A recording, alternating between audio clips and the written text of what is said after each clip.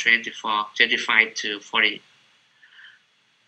Seed course no longer used because of the high false negative rate, 30 to 70. 12 course we apply for first patients and repeat biopsy. With this technique, we can improve prostate cancer detection.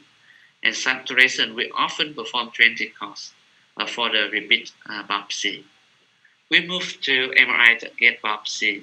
MRI target biopsy or MRI ultrasound fusion biopsy. From last year, we performed already 30 patients. With this technique, we get a 3D image from MRI, and then we control them. And then we get a 3D image from ultrasound, and then we control them again. And after contouring, we will merge them and fusion them to get unique. And here the reasons we will get biopsy to these reasons. One study from Cochrane reviews from George were published in 2019. Comparisons of three techniques: systematic MRI target biopsy and combination with two techniques. I want you to know MRI pathway. MRI pathway, that means if we see the lesions in MRI, we will do biopsy. If we don't see any lesions in MRI, we do not do biopsy. And SB is a systematic biopsy. We check the positive predictive value in three techniques: MRI target biopsy, MRI pathway, and systematic. With RAT1, the positive value are so high, over 90%. With RAT2,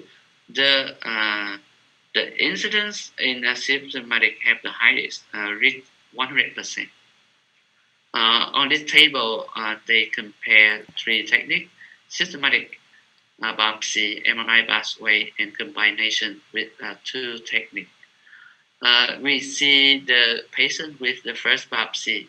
In case MRI have positive and negative, the incidence in combinations group higher compared to the rest. But in RAT1, the incidence in symptomatic biopsy higher compared to MRI pathway alone. In the patient have repeat biopsy, in case MRI positive and negative, they have the same result. In combination group, the incidence detect cancer higher compared to the rest, and with RAT1, the incidence in symptomatic biopsy higher compared to MRI pathway alone. This table shows the mixed populations, and we have the same result. When we compile together MRI target biopsy and symptomatic, we will can have 12% more detect cancer in clinical significant prostate cancer, and 13 less harmless prostate cancer, and we can reduce 28 unnecessary biopsy. Another study, head-to-head comparisons from Malos, were published in 2019. They compare the chest biopsy and MRI target biopsy. We check the insignificant prostate cancer group with BIRAT 3 and 4. The incidence in chest group is higher compared to MRI target biopsy. In BIRAT 5, the incidence in chest group lower compared to MRI target biopsy. We move to the clinical significant prostate cancer.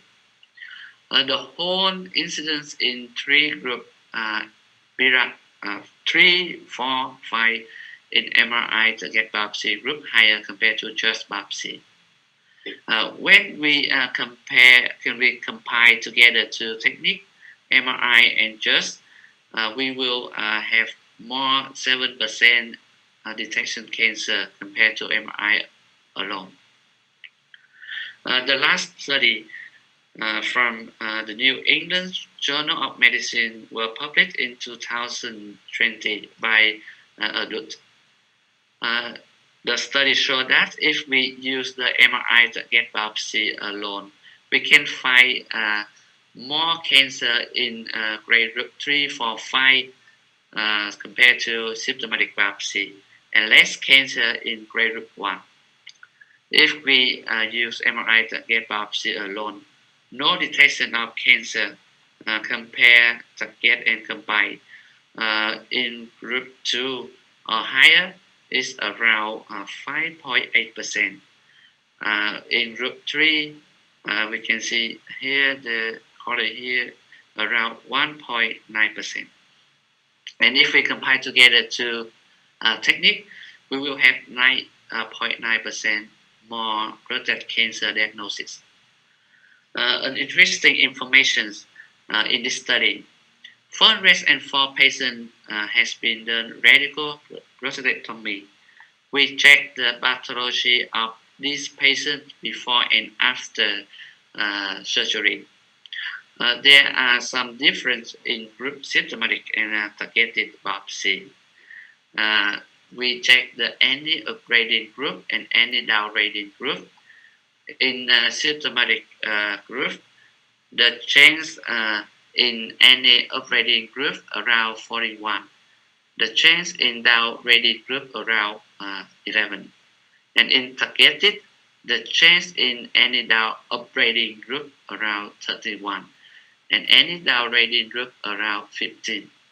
And in combinations, the change is not so different in any upgrading group 14 and in any downgrading group around 20. Before closing my talk, I want you to see the side effect when we perform just when we perform combination biopsy.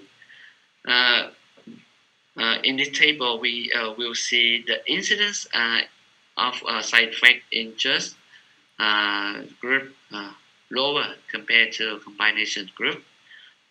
In bloody urine, in bloody sperm, in poor erections, or difficult passing urine, bruising of skin or bruising red to colostrum.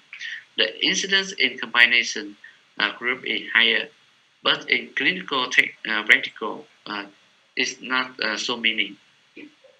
Here is the figure from we screening PSA to the treatment. My case had been done at target biopsy and symptomatic biopsy.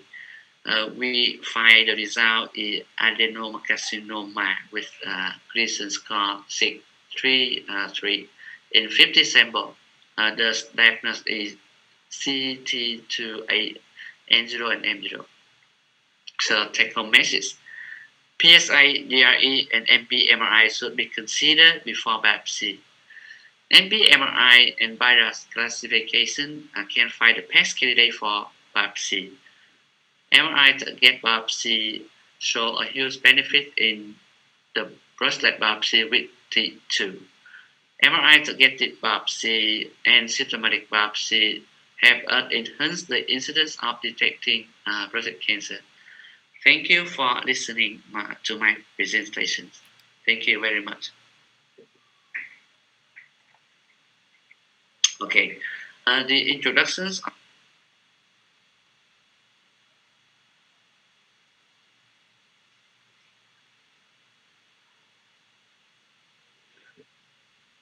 Okay, before moving to discussions, I have the overview of.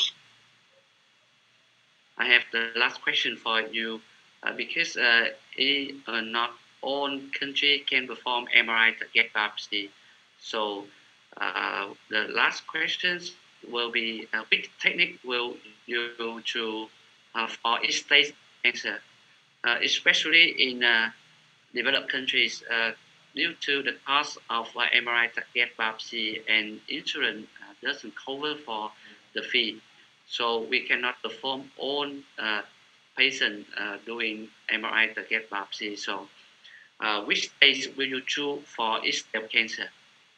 So T2, T3, T4, which kind of technique will you perform? There are three questions. You can choose one of them for each stage. For example, stage 1, stage 2, which kind of technique will you choose, or stage 3, which kind of technique, and stage 4, which kind of technique. We have 15 seconds for doing this. And we have to remember that 75% cancer locates in the peripheral of the prostate, and less incidence in traditional zone and anterior zone. So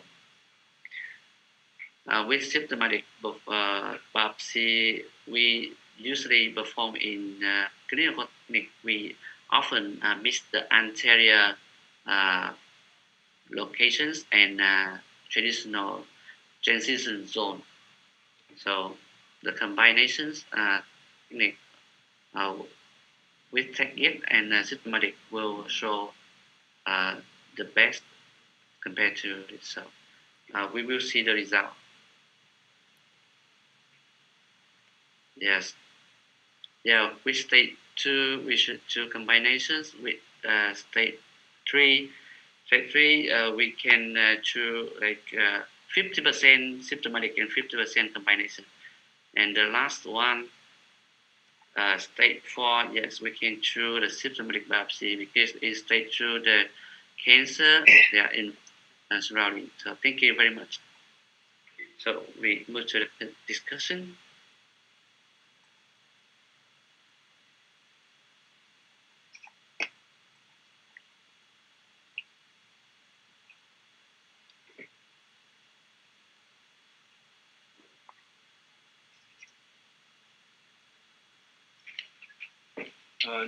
Hello, hi. Thanks very much for the very nice presentation and talk.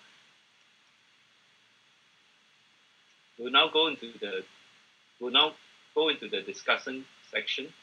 I would like to invite all the faculty to put on their screens. Okay, so we have already a few questions. Perhaps we will just go through some of the questions first, and then we will be addressing some of the questions from the Q&A from the audience. Now, so the question, of course, I think you addressed it, is PSA screening done routinely? Perhaps we can have a perspective from Singapore and from Vietnam.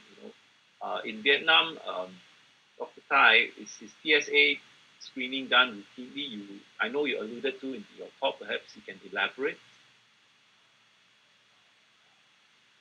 Yes, in Vietnam, we often use PSA for screening. The most common use because we don't have like the other tests, biometric, for example, PCA3 or 5 tests. Now we're still in like developing. So PSA is the most common in using. With PSA to follow up our patients, we will use PSA and understand the meaning of PSA density, PSA doubling time, and even PSA velocity to follow up the patient and to give the right patient to do biopsy. Okay, thank you. What about Dr. Jeffrey Tuan? Perhaps you can share the perspective from Singapore.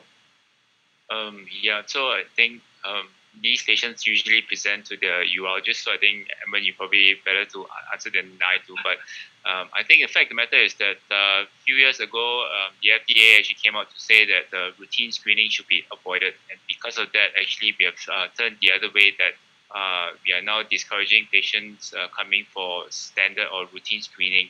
So in Singapore, basically, we will identify quite similar to what the speaker has said.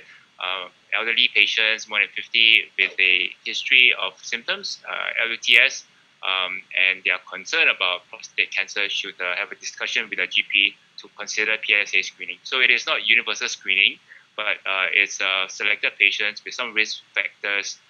Then they should be just doing a PSA test, just to make sure that we don't pick out very advanced cancers. Yes, absolutely. Just to add, I agree. In Singapore, we do not do population screen, right, or global screen, but rather for patients who come with urinary symptoms, we will offer the early PSA test for early detection. all patients who are at certain risks, such as strong family history, first-degree relatives of prostate cancer or breast cancer, these are the patients that we would consider offering a PSA detection. Okay, so maybe we will go on to discuss about the next question. Dr. Đoán, in your practice, what other diagnostic tests do you commonly employ? I understand Dr. Tai is from the same department. You have MRI. Is there any other blood markers or anything else that you would consider using? Thank you, Professor John. First of all, I want to say something about to thank you presentation of Dr. Tai, and I want to tell you about the history of my country to do the study of the prostate cancer screening more than 10 years ago from Professor Chuyên. Maybe Professor John know him. Yes. He ex-ophthalmologist. He nearly a father of urology in Vietnam. He had the study of more than 1,000 patients to screening prostate cancer, but the detection rate around 3% only. With the includes criteria, the male patient older than 50 years old with the PSA more than 10 or from 4 to 10 and percentage of free PSA lower than 20% with the detection rate just only around 3%. This is the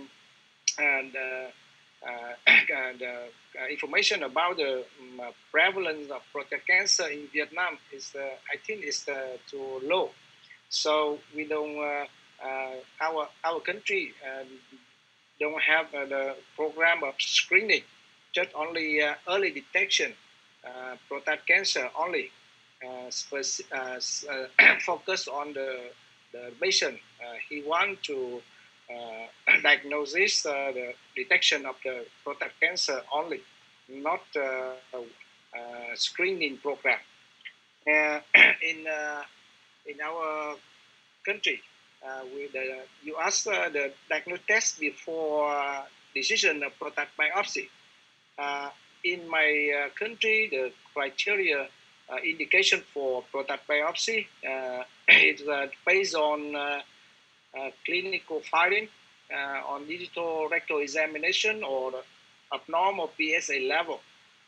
Some patients had indication for biopsy based on the imaging result. But now multi-parametric MRI is emerging. The imaging technique to involve the indication for biopsy, but it had the disadvantage about the cost. Difficult for routine imaging before doing biopsy. We just pay on the PSA and digital rectal examination only. But I always recommend our staff that we base on the risk and benefit before doing biopsy. It's very important thing before doing any patient. Great. Yes. Thanks very much for sharing your practice as well as your practice in Vietnam. Now maybe I'll take opportunity to address some of the questions from the participants. There are a couple of people who have asked, between the difference between transperineal versus transrectal, in terms of preference and in terms of detection rate. I think Dr. Tai, you mentioned maybe you want to elaborate a little bit more.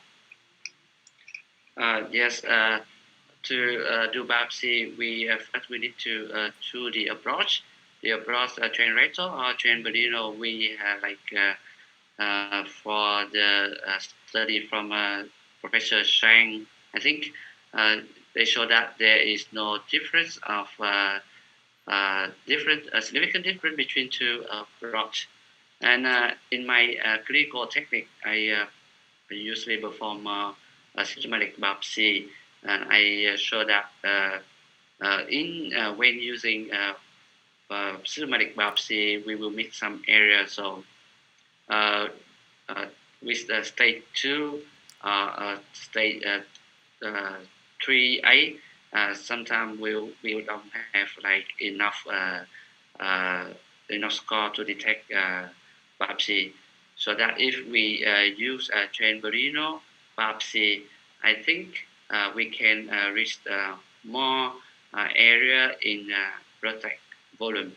So I think if we use transperennial, we can detect more incident cancer compared to generator or rocks. Okay, thanks. So that recently we all the study now for biopsy prostate cancer they mentioned in MRI target biopsy. Yeah, thanks. So I'd like to share in Singapore practice. My personal practice is since 3 years ago, I've changed my department to completely 100% transperineal biopsy. We no longer do transrectal ultrasound, transrectal route, mainly because of the concern for sepsis. And with the transperineal biopsies, our antibiotic prophylaxis has dropped. We have no longer used ciprofloxacin or fluoroquinolones, and our percentage of we have almost no sepsis since. And also, I think I agree completely with the fact that anterior lobe is better sampled. I think our difference in diagnostic rate for clinically significant cancer is about 15% difference compared on the anterior aspect compared to the traditional transrectal. So, Dr. Đoán, you have something to comment? You raise your hands. Yes, thank you. In my country situation, back to more than 10 years ago, Trang Perino is very familiar with urologists in Vietnam. And nearly recent 10 years, we do nearly 100% with transrectal approach.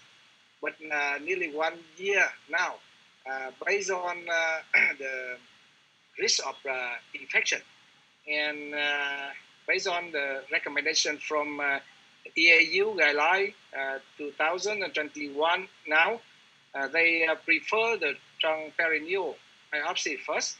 If any difficulty happen, we consider transrectal. Yeah, that I will change the habit in the near future in my hospital to transperineal approach for biopsy. Yeah. Great, fantastic. That's congratulations on the change in protocol. I think this is a good advance Yes. for the benefit of the patient. Now, there are a few other questions from the audience. There is a question asking about, systematic biopsy when you're doing targeted biopsies. Now, one question here says, do you recommend systematic biopsies to overlap in the targeted areas? Dr. Tai, do you want to take that? Yes. Okay. Symptomatic biopsy, like now, maybe we using in like developed countries because now they have a lot of study talk about MRI target biopsy and MRI target biopsy combinations with symptomatic to have more detections of cancer. So if we in your countries, if the insurance can cover for the fee of MRI target biopsy, we perform MRI target biopsy combinations with symptomatic biopsy is the best because we can detect more cancer and we can prevent the infections if we choose transperennial. And if we use the systematic biopsy, we can use for patient with stage T3, T3B or T4. Sometimes we can use for T2, T3A, and if T2 we need to thinking because we will miss the lesion, even lesion located in posterior and lateral. Okay, great. Yeah, so I think similar to you, we in my practice we also do MRI targeted biopsy of PIRETS 3 and above lesions. Anything beyond PIRETS 3 we will target. We also do systematic biopsy. In my practice, we are a bit different. We use a robotic platform for MRI targeted biopsy. So the patients are under anesthesia, and we take the opportunity to do a bit more systematic biopsies to a point that sometimes we do saturation biopsies as well. But of course, there's always the concern about detecting clinically insignificant cancers. But so far, our percentage of clinically insignificant cancers has not increased, has not been beyond 15%. So I think that's still in keeping with the global standards. Now, another question here refers to the evidence in reducing systematic biopsy costs. Is there any concern? Is there any from the board who would think that with more targeting of MRI, could we not do systematic biopsies? But I think that has a lot to do with the MRI expertise and reproducibility of the MRI team as well. So Jeffrey, you being a radiation oncologist, what are the concerns? Are you able to share some concerns about the reading of MRI? Because we can only target what the radiologist tells us that they see. So I think it's very important to work with a trusted radiologist, and so in our center we work with Dr. Law, who is very it's been very good at picking out all the high periods, right? So you're right in the sense that we want to really target the higher periods because these will be the clinically significant ones. And for us, actually, the main point is to find diagnosis of cancer and to prognosticate patients. So therefore, it's usually driven by the worst grade anyway. The role of detecting other smaller insignificant cancers may be more academic, or perhaps used where there is a policy of surveillance. So if we are talking about active surveillance, then I think it's important to also know the template and the map that you biopsy these patients, so that perhaps you can also follow a similar pattern where you re-biopsy them later on, so as to be consistent. So I think that it's very important to work with a radiologist that has a lot of experience in reading multi-parametric MRI. And I think that will really give you the best kind of indication of where to direct your targeted biopsies, and also to have a system that can fuse with ultrasound, just like what we use here in Singapore, which is robotic based, right? So that will also give us basically better yield and in terms of positive biopsies. Yes, thank you. Dr. Đoán, you got any thing that you want to add? Thank you, Professor John. I hear that you talk about the robotic. So I remember more than 10 years ago, I studied in Singapore from Professor Keong Tok Phu. Father of the urology in Singapore. I remember that at that time you had in Singapore had the robotic guided prosthetic biopsy. Yeah, very, very strange for me at that time. But now I think your country developed a lot, and I would like to say hello with the seminar from more than 100 Vietnamese urologists here to attend this webinar. We are very happy. And back to the discussion about the MRI fusion biopsy, we are very lucky to do these techniques more than 1 year ago, but just only nearly 30 cases only. But we got some this advantage and difficulty about these techniques. The first imaging result from the radiologist, they classify the lesion of the PIRETS classification, So sometimes Bharat 3, 4, 5, but I have to consultation with many imaging doctor to make sure what classification of Bharat you have. The secondly, the technique when we we do the fusion and contour. That's why we have a low rate of cancer detection for the first 30 cases we have. That's some experience I want to share with you. Great, honestly. Great. Fantastic. Yes. Thanks for sharing your experience. Yeah. Well, I just want to say that for the audience, I think MRI is really got to do with the team, as Jeffrey mentioned very nicely. It's not just a team. It's not just the performance at MRI. The reading, the learning from the biopsies is very important, because as of now, we cannot say that an MRI negative, in terms of having no lesion, doesn't mean there's no cancer. So there is still a miss rate when we're saying that the MRI does not show a lesion, and therefore that's the reason and rationale for persisting to do a systematic biopsy, despite even though you've done an MRI guided biopsy of the lesion. Of course, in very expert centers, in some unique centers, they have reported only doing MRI guided biopsies without systematic biopsy with a high diagnostic rate, but I think that may not be completely reproducible in many centers. So I think we can address one more question before we go to the next case. One last question is asking if a transrectal ultrasound guided biopsy is made before the prostate MRI, will it affect the quality of the diagnosis, or rather quality of the MRI? Anybody wants to take that?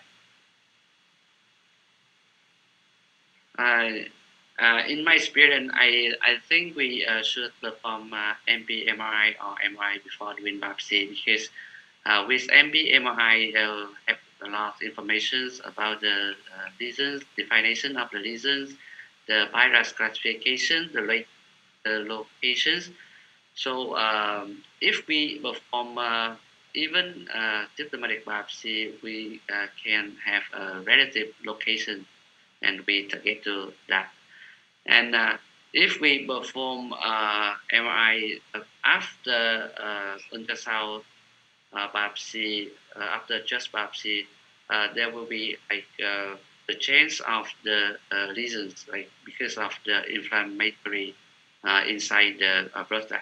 So if the doctor, the radiologist, they don't have enough experience, so they will like have the wrong result for the lesion.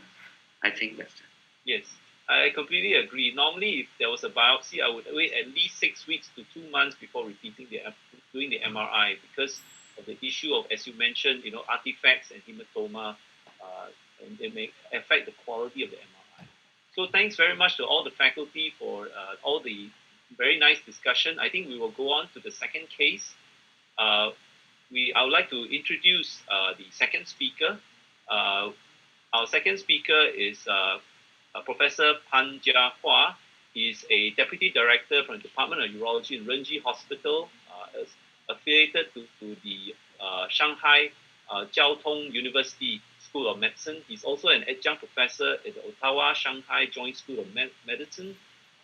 He has a number of groups, associations that he joined. Notably, he's also the secretary of the Shanghai Urological Association Prostate Disease Group, and he has many interests, as well as being one of the rising stars in young urologists in China. So without further ado, I'd like to hand over the time to Professor Pan for his second case. Thank you very much, Professor Chu, for your kind introduction. I'm sorry, I just finished part of my surgery of the day. Today, my topic is a case of localized prostate cancer. It is a simple case, but with a relatively complicated management. There are a lot of controversial points in this patient. Next slide, please. Yeah, let's see here. It is a male patient, 70 years old with chief complaint of progressive dysuria, along with the frequent urination for 6 months. With an elevated PSA found in routine health check. The digital rectal examination found degree to enlarged prostate, but it's a hard but no nodules found. PSA is relatively high with a 59.7 with a ratio 0.07. The patient has a hypotension for 10 years, blood pressure under good control, and denies as a past medical history. So in MRI, we can see that there is a in T2 WI, we can see a lot of hyposignal region in the prostate, as well as in DWI sequence, we can find a high signal region in the right side of the peripheral zone, and a suspicious nodule, suspicious lymph node in the pre-prostate fat tissue. Next slide, please. And then we do a transrectal ultrasonographic guided 12-core systematic prostate biopsy, 2019. So we found there are 8 core positive with the adenocarcinoma prostate with Gleason score 3+4 equals 7. The core 8, 9, 11, 12 with benign hyperplasia of prostate. Next slide, please. So afterwards, a bone scan had been carried on with a full body bone scan. We show there is no obvious bone metastasis observed, except for some inflammation or degeneration that is nitromaxilla. And also, please, next slides. So the diagnosis of the patient would be a prostate cancer, high risk localized disease with a TMS stage in CT23 M0, which is a localized prostate cancer. But however, there is a suspicion of lymph node metastasis in the pre-prostate tissue. So next slide, please. So we perform a robot-assisted laparoscopic prostatectomy plus PRND, and 2 years ago. The intraoperative reconstruction of the prostate is a little worse, with the prostate capsule intact and no obvious attention to the rectum and no other abnormalities. So, however, we also found one enlarged lymph node in the retroperitoneal anterior prostate fat, and we also resected completely and sent it to the pathology department. And the post-operative process was relatively smoothly, and the patient discharged 4 days after surgery, and the urinary catheter was removed 10 days after the procedure. Next slide, please. And the final pathology results show that it's adenocarcinoma prostate, Gleason score 4+5 equals to 9. So you can see it is completely different from the pathology obtained from the prostate biopsy. The tumor size was 2.5 multiple 2 centimeter. We found a peri-prostate nerve tissue positive, and prostate capsule invaded by the tumor, and the seminal vesicles are intact, and the different duct was also negative. The surgical margin was positive in the urethra part, and a very close surgical margin, less than 1 millimeter, in the right apex of the prostate. We also do a PRND. There are about 12 lymph nodes has been harvested, and there is 1 lymph node positive was found in the prostate tissue. We call it anterior prostate fat positive. Next slide, please. So the patient diagnosis would be a prostate cancer with a PP2C disease. However, the lymph node pre-prostate fat tissue lymph node was positive. We can call it N1 or not. This is the question. And also the patient was a positive surgical margin in the urethra, so it is R1. Next slide, please. The post-operative checkup of the PSA was performed 6 weeks after this procedure, and fortunately, the patient get a PSA less than 0.01 nanogram per milliliter. And in 2021, that is to say this month, we also checked the PSA of the patient at 28 months post-operatively, with the PSA still remain very, very low, less than 1.101 nanogram per milliliter. So we also performed a post-operative MRI. It was negative. We don't find any local recurrence or enlarged lymph node in the palms. Next slide, please. So there are several problems of the prostate of the patient. First of all, it's a closed margin. Secondly, positive margin, and maybe we should consider if the patient should have the radiotherapy or possibly ADT because of the pre-prostate fat tissue lymph node invasion. Next slide, please. So we can, if we look back to the reports, there are several scientific articles to describe the closed surgical margin. That is to say, there is the limit from the prostate, from the capsule of the prostate to the tumor should be less than 1 milliliter. So if the patient have a closed surgical margin, probably the patient will have a relatively high staging and also the high Gleason score like 8 or 9. Next slide, please. Also, for the oncological clinical outcome, we can see that for the BPFS, that to say the biochemical recurrence, it is worse in the patient with a positive margin, definitely, and also between the patient with a closed surgical margin and the patient without closed surgical margin. The patient has a closed section margin will have a lower BPFS than the patient with a completely negative surgical margin or without a CSF.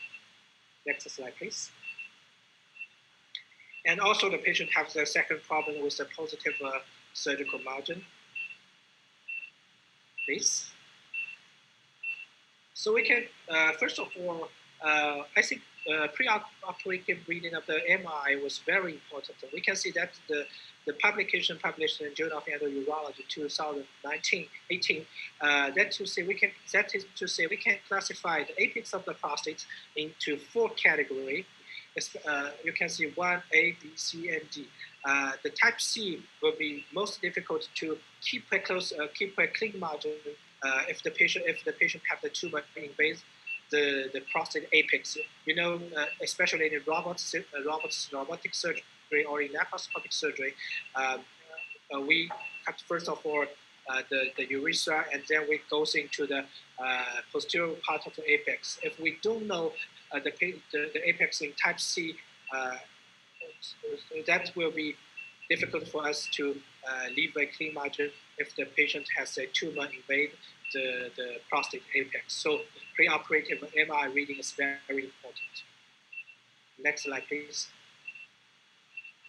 And also, next question should be, if the patient have R1 disease, if the surgical margin was positive, is it really influence the patient's clinical outcome, or is the patient have a poor prognosis? The response is yes. However, compared to other adverse adverse risk factors for the prostate, for example, the high Gleason score or high TMS staging, the positive surgical margin influence give very limited influence on the patient's oncological outcome. We can see that if the patient has a positive surgical margin, maybe compared to the patient with clean margin, only after 12 years follow-up, then there will be a significant difference in KM curves for the BPFS. Next slide, please. Yes, here's the study show that compared to Gleason score and TMS staging, positive margin, so had a relatively low impact on cancer-specific survival up to 12-year follow-up. This is a retrospective study based on very large number of patients in the SEER database. There are more than 65,000 patients was enrolled in this study. So we can get some information even it is a retrospective study. Next slide, please. And the third question is the patient has a periprostatic fat lymph node. So will it influence the TM staging? Will it guide our post-operative management for this kind of a patient? Should we do radiotherapy or should we give him ADT since it is a lymph node? In N1 disease, for EU guideline or the guideline recommend that the ADT, immediate ADT therapy should be given to the patient. So is this really the case for the patient with lymph node enlargement in the periprostatic tract, as well as the patient have iliac vessel lymph node positive? So there is also the publication described the pre-anterior prostate fat lymph node invasion. So this is a publication enrolls most large cohort of patients. There are 282 cases were enrolled in this study. 70 cases of patients have lymph node in APF. However, there was the median lymph node year in the tissue was only 1. So there is very limited lymph node found in the pre-prostate fat. So in 4 patients, so the lymph node contains metastatic deposits. So the prevalence of the pre-prostate fat tissue lymph node metastasis is really low. Okay, so shall we go to next slides? Yeah, so this is also a publication published in Journal of Virology in 2013. Also enrolled a total of 4,261 patients, underwent complete removal and pathology analysis of the prostate anterior fat pad. There is 8 tertiary care centers has enrolled. So we can see that the metastatic disease was found in 40 patients, about 0.9% of the cases, of whom about 35 had intermediate or high risk features preoperative. So that's to say for the metastasis of the lymph node in the anterior part of the fat tissue in prostate was very low, very limited, with very limited numbers, and also especially for the high risk cases, we should be careful of the lymph node metastasis in this region. Please next slide. And so how to manage this? The patient has R1 with urethra positive. Next slides. Shall we do radiotherapy or not? There is a very good study. SWOG 8794 has already replied to this question. So about 425 PT3 disease cases was enrolled in this study, and there is a patient. Part of the patient they receive about 60 to 64 gray in the experimental group, and also in the observational group, 70 patients also finally received the radiotherapy. For the MFS, we can see in the radiotherapy group, it has significantly prolonged and a good overall survival rate compared to the observational group. So that is to say, for the patient with a R1 disease, maybe a post-operative adjuvant radiotherapy or radiation was very important for the post-operative management. And next slide, please. Also, another publication published in European Urology 2012, because if we want to do a post-operative adjuvant radiotherapy. So we do immediate adjuvant radiotherapy, or we can do early salvage radiotherapy until the PSA relapse. So in this study, we can see the results showed us if the patient has even the patient has a positive margin, we can just wait for the relapse of the PSA so that and then give him a salvage therapy. The privilege of such kind of management is that we can wait several period of time until the recovery or the complete recovery of the urinary continence of the patient. That is also very important for the quality of life. Next slide, please. You can see for the T3A disease, T3B disease, all the patients have negative margin, positive margin. The result immediate, there is no significant statistical difference between the immediate adjuvant radiotherapy group and the early salvage radiation group. Next slide, please. So that is the global view of my case. So I'm waiting for the question and comments. Thank you very much.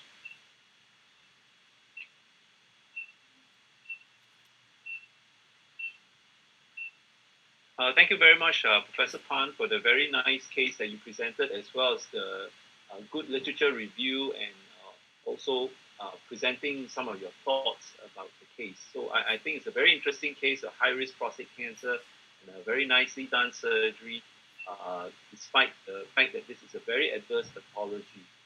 So we have some questions for the panel, as well as I think already there are some Q&A questions on board. Let's move on into this situation. So maybe I can ask Professor Pan, in your practice, if you have a patient like what you presented, a positive margin, and somebody who's got high-risk cancer, do you routinely believe in sending these patients for adjuvant radiation therapy, or would you wait? Mostly, I will wait for till the PSA relapse. But however, if the patient has a very high risk disease, for example, if the patient has a Gleason 5 component in final pathologic analysis, or the patient has a Gleason 9 or Gleason 10, maybe I will not wait the relapse of PSA if the patient has already recovered the urinary continence. So I will send him to the radiation because for these high risk cases, they will definitely have a relapse of PSA. Great, thanks. Dr. Đoán, is there any difference in philosophy of your practice in Vietnam?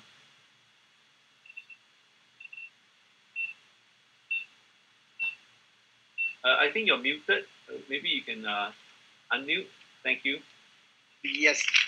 Based on the case of Professor Ji Huang Pan, I think very interesting case with the slogan of simple case, complicated management. It means no case is simple. Yeah, no case is simple. This is very popular in our practice. Also, we do a laparoscopy or robotic assisted radical prostatectomy, where we have many patients with positive surgical margin. This is very difficult for us. When we have this case, we usually indicate the patient with the MP, MRI, and PET CT scan to make sure the location of the residue of the cancer or not. If we have evidence of cancer residue in the pelvic, we recommend the patient had the radiotherapy and with or without ADT. That's the routine practice of my hospital. But in literature, the surgical margin is not a good correlation with the overall survival. But some authors recommend we should follow the dynamic of the PSA. If it's increased a lot with doubling time or velocity, it's increased too much, we consider adjuvant therapy. And because if we have a very invasive treatment such as radiotherapy, will bring a lot of adverse effect like after radiotherapy. That's the reason some patients recommend active surveillance only. Great, thanks.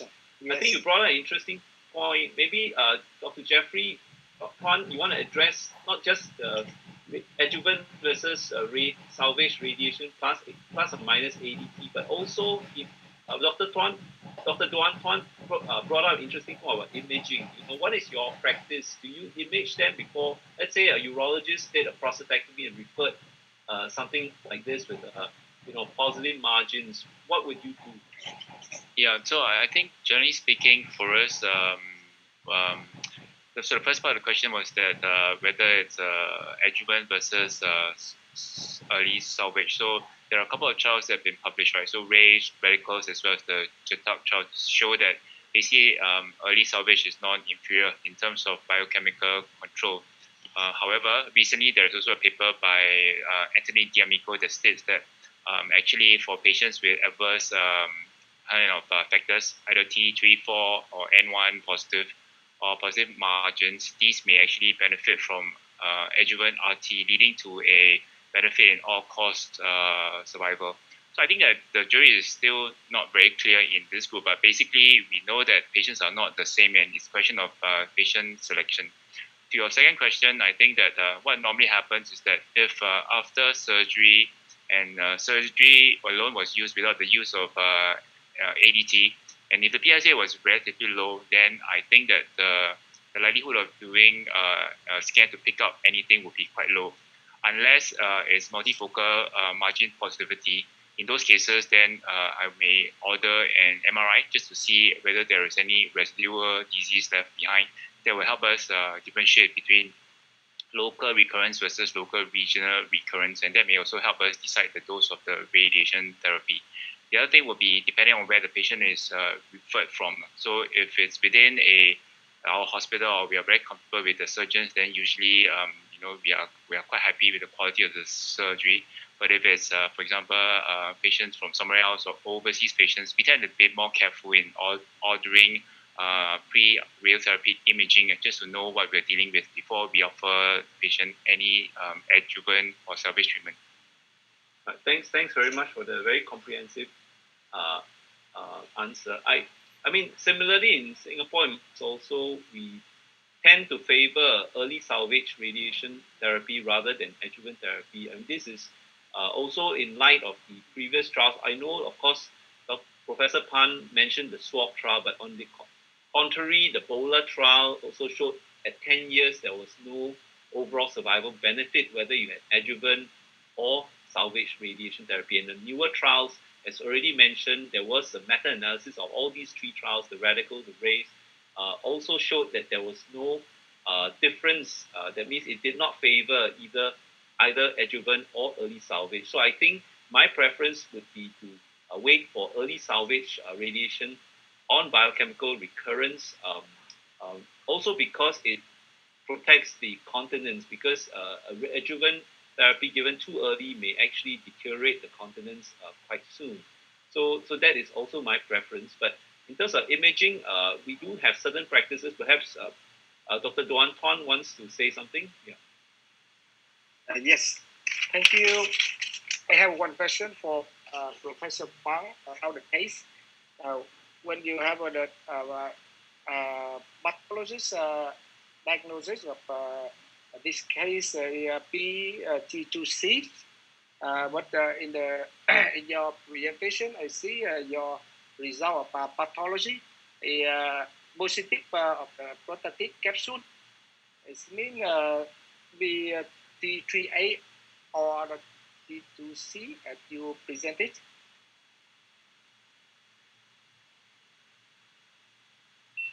Sorry, yeah, that's very hard to say. Yeah, actually, the patient have the tumor contact the prostate capsule, but when we define the but if we I think if we define the prostate capsule invasion, maybe they're still limited to the prostate. But if there is a periprostatic fat invasion, maybe it should be T3A. So that's why I put it still in T2C. I don't know if it is correct or not. Yes, thank you. And another question between the diagnosis and radical prostatectomy is 5 weeks. It's very quick, okay. But I mentioned about the maximum duration between diagnosis and you do radical prostatectomy, because at my practice, I met some situation. The patient had the diagnosis of prostate cancer with indication for radical prostatectomy, but he wants to go abroad to do the prostatectomy. But he wants how long he can wait for the radical prostatectomy? Maximum time 6 months or 1 year. Yes, I want to ask your presentation. Yeah, I think normally in our institution we recommend the patient to wait about 6 to 8 weeks after the prostate biopsy to perform the radical prostatectomy. However, of course, there is several patients with very low risk disease, or even this kind of disease can choose active surveillance. So, for example, the patient with 1 core positive and Gleason's 3+3. So, in this case, we will let the patient to decide, let him to arrange all the steps to arrange his daily life, and then he come back to choose the surgical time. Yeah, thank you. And the last information I study from you about the apex shape correlation with the positive surgical margin is very useful for us. Apex shape and another the anterior prostatic fat. Actually, in our practice in Vietnam, we not enough attention about the pathology of the anterior prostatic fat. Honestly,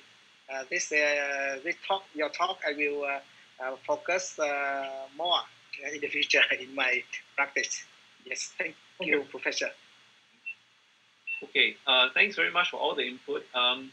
Professor Pan, I just want to ask, if you experience a patient with biochemical recurrence after prostatectomy, do you routinely use PSA doubling time and imaging before you decide whether this patient goes for radiation or perhaps the patient needs a hormonal treatment for metastatic disease? Yes, I think the PSA DT and the imaging was very important for the management, because if the patient have a very short PSA DT, less than 3 months, I think mostly it is probably it's a remote area metastasis and the local recurrence. So I think the PSA DT is important because it's very cheap and it's available in all the clinic. So I think this is the follow-up for the patient. And secondly, if the patient has a low increasing PSA, so I will wait. That's to say, if the patient has a 0.2 and then the PSA DT is very long, I will wait, because mostly it should be a local recurrence, and the medical imaging, even the PSMA PET-CT scan cannot have a very high positivity with a PSA lower than 0.6. So we will wait and see if the PSA goes to 0.6, we will perform PSMA to see if the patient will have the opportunity or have the chance to get radiation or not. And also, if during the follow-up time, if the PSA DT goes quite quickly, we'll do the PSMA PET-CT immediately. Right. Thank you for the answer. I think in Singapore, my practice is very similar. We do look at the PSA doubling time as well as the absolute PSA level, because we know that when the PSA level is very low, the chance of imaging showing positive lesions is quite low. As you mentioned already, conventional imaging like CT, MR, when the PSA is less than 2, you may not see anything. But PSMA, yes, I think PSMA PET has been given a role under the EU guidelines because, as you mentioned, when the PSA is about something where between 0.2 to 0.5, you may have about 45% chance of detecting a lesion in the PSMA PET. Of course, the lower it is, the less likely is PSMA PET is going to show up. Now, I'd like to ask Dr. Jeffrey Kwan a couple of important questions. Firstly, when we talk about adjuvant or salvage radiation therapy, there is a query whether there's a need for ADT. What is your view? Would you add on ADT for, either salvage or radiation salvage or adjuvant radiation therapy?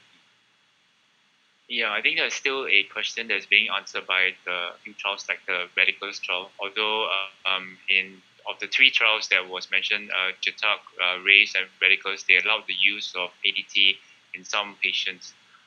So I think that for me, my personal practice is that we look at the risk factors of the individual patient. So if there's a Gleason 7 with no lymph node metastasis and just rising PSA, I'm actually very keen to go with radiotherapy alone to the prosthetic bed as well as the pelvis, leaving ADT for later.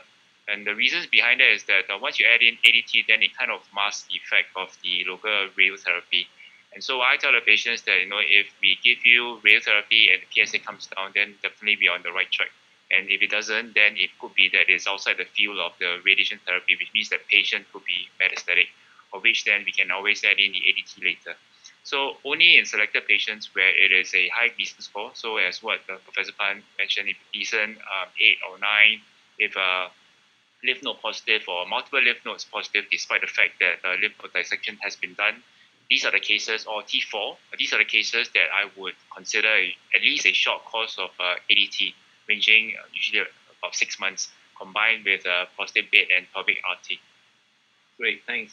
And one question also that is a perennial question when we talk about comparing between the trials of adjuvant or salvage is what fields of radiation would the radiation cover? Is it just the prosthetic bed or the pelvic nodes as well? Yeah, again, this is one of the study designs by the radicals trial, which actually is a 2x2 factorial comparing prostate bed plus pelvis, plus the use of ADT, either 0, 4 months and long term. So traditionally in the UK, practice has been giving only to the prosthetic bed. So again, it depends on where you think that the recurrence is going to be. But increasingly so, also depending on the amount of lymph nodes that have been dissected, there is a bit of discussion as to how much of the pelvis to cover. So if, let's say, the patient has limited lymph node dissection, and we think that there could be lymph node metastasis beyond the dissection plane, then I think that the pelvic field is definitely reasonable. It doesn't add very much to the toxicity as well as the treatment time. And again, it would be difficult if you were to give prostate bed and then later on have to come back and give radiotherapy to the pelvis, which I've done before for 1 or 2 patients. So current practice now for me is tend to go bigger with the radiotherapy fields and omit the ADT for one, and then leaving ADT for salvage or in the high risk cases. Okay, thanks very much for sharing your philosophy of treatment. I'm sorry I haven't addressed Dr. Tai. Dr. Tai, do you have anything to add in your personal practice on between radiation, between adjuvant or salvage radiation? Yes, in my department, we also perform a radical prostatectomy after we find the state of the patient in T2 or T3A. And in my hospital, we don't have radiation center. So when we meet the positive margin, we will check the high risk, low risk, or intermediate risk for the patients again. And if the patient have high risk, we will talk to them about the combinations treatment from radiations and ADT. If the patient have a low risk, we will have a patient to have a radiation or salvage radiation to send him to other center. So radiations, we don't have much experience. We have we keep the patient with when the patient have intermediate and high risk patient. So I have a question for Professor Jeff Reid. If we perform radiation service for patient from after surgery, so when can we perform radiation therapy for patient? For example, after 1 month or 2 months, have a best benefit for patient. So I think that the definition of adjuvant radiotherapy is usually within 6 weeks of surgery, but in Singapore, our practice is predominantly early salvage, and when that happens, usually the typical time point is within 3 months and beyond. Also, that is when continence returns to the patient. So as Edmund has said, one of the key factors is that we don't want radiation to worsen the continence and delay recovery. So very often, I will watch the PSA and look at doing radiotherapy between 3 months to 6 months, depending on the rise of the PSA. So it's always a balance between controlling the cancer as well as giving patients more side effects. He has had a major treatment, surgery, and then basically we don't want to add and impair his quality of life too much, especially if we know that we can still have a good chance of controlling it. So a lot of it is still dependent on biochemical recurrence, and that will still take a number of years before it actually affects the patient. So I think we need to manage the patient as a whole and not rush into but unless this is decided upfront, if it's a very high risk patient, so if it's T4, if multiple lymph nodes, and if patients were to select prostatectomy as part of a multi-modality approach, then yes, the radiotherapy would be then staged, and then it should be given earlier, more like the adjuvant setting rather than early salvage. Okay, great. Thank you very much. Thanks. Now I have before we close, we are ending time, but before we close, we have one question from the audience. Perhaps I'll invite Dr. Đoán to answer. Would you consider neoadjuvant monotherapy before prostatectomy for high risk, I presume also locally advanced prostate cancer? You're muted. Dr. Đoán? Yeah. The question is about the indication for neoadjuvant of IDT before radical prostatectomy. Yeah. Yes. Okay. And in my country, we have some patient with high risk locally prostate cancer, and in the base or high risk or very high risk locally prostate cancer, we the patient had the Chẩn, the AD before radical prostatectomy. Secondly, we do the radical prostatectomy immediately, but we usually our patient choose the immediate radical prostatectomy because we prefer that choice because of some literature say that if you use the IDT before doing surgery, it makes some difficulty when you do radical prostatectomy. Laparoscopy or robotic have some difficulty in the technique. Okay. But some literature say that if you use the IDT before doing surgery, it will reduce the rate of surgical margin. Yes, positive. Yes. What about Professor Pan? Yeah. Would you consider? You're also muted. Okay. Yes, for very high risk disease, especially with large tumor or local invasion, maybe I will choose to use ADT.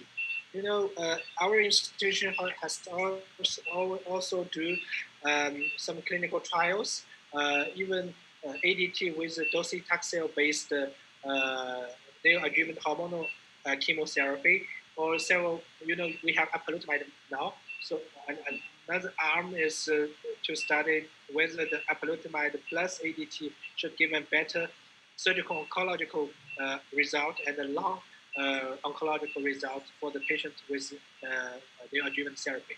Because for the single ADT, maybe it can reduce the positive margin rate, but it cannot, patient cannot get benefit for the BPFS or even the OS.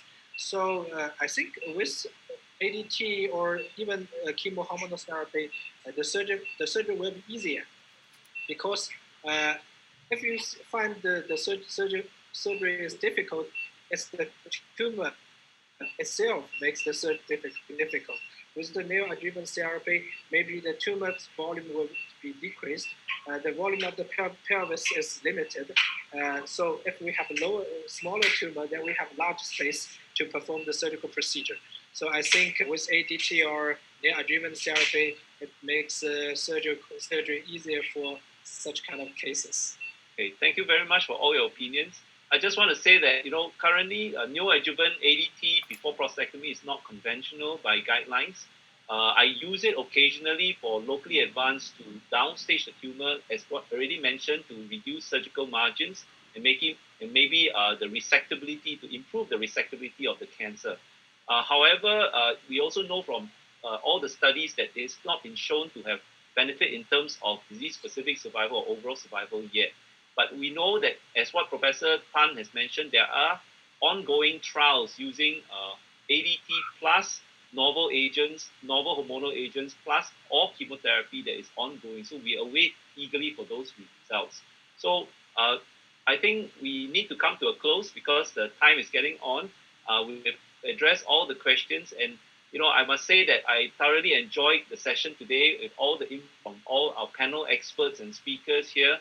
I thank all the panels for their fantastic input and opinions and the insights given. I think it's been a very stimulating discussion. And also, it's been great to have the audience participation with a very nice question being asked.